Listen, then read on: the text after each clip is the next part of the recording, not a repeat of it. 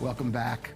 Let's go now to an exhibition in Jerusalem that is spotlighting a crucial moment in Israeli history. Of course, you've probably heard of the American Black Panther Party. That's an important part of African-American history in the late 1960s. But did you know that a group with the same name also existed in Israel? Not only that, but they came to define politics in the Jewish state for decades. Our culture correspondent, Maya Margit, has the story.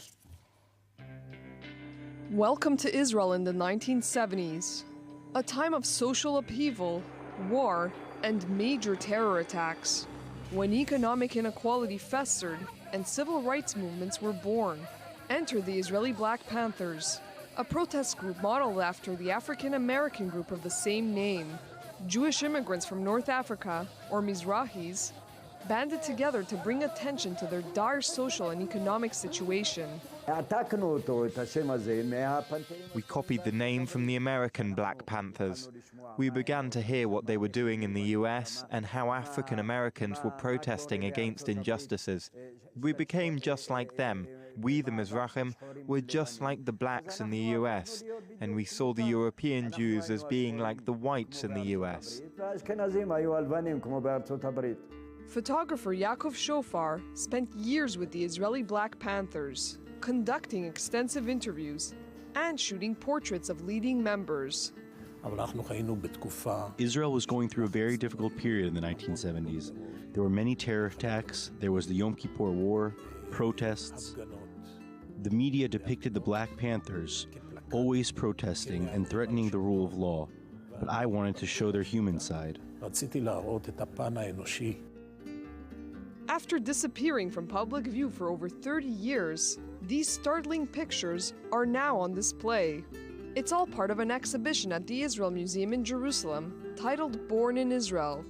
It was important for us to do this show because we hear a lot about the status of Mizrahi culture in the context of Israel or Israeli society today. The show is just one reminder of how the Black Panthers movement, which began in a small Jerusalem neighborhood named Musrara, came to define an era in Israeli history. There were houses in Musrara where 10 people were living in the same room. The schools were not schools. Each classroom had 150 students or more. Sewage flowed in the middle of the streets. There was barely any water or electricity. There was nothing organized or fixed in that neighborhood. Much like the American Black Panthers, the Israeli group focused on poverty and ethnic tensions. They would protest against racial discrimination, often clashing with police and getting arrested on a regular basis. In order to suppress them, the state turned the Israeli Black Panthers into criminals. They used the police to arrest them and put them in prison, and this is where the members of the group got their best education.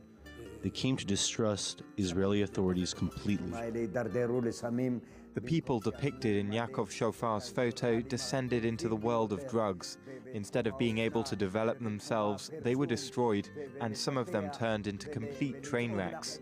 After years of photographing the Black Panthers, Shofar abandoned his art career and disappeared off the cultural map. After I took these pictures, I stopped doing photography altogether for many years because this project squeezed the life out of me. It was a tremendous mental effort. As for Biton, he believes discrimination against Mizrahi Jews remains a major problem in Israel, one that a new and younger generation will have to remedy. The State of Israel has a very important mission to show the world that we are a different nation with a unique purpose. We want to be a light unto the nations, so therefore we cannot be racist or discriminate and treat Ethiopians or Mizrahi Jews the way they are being treated.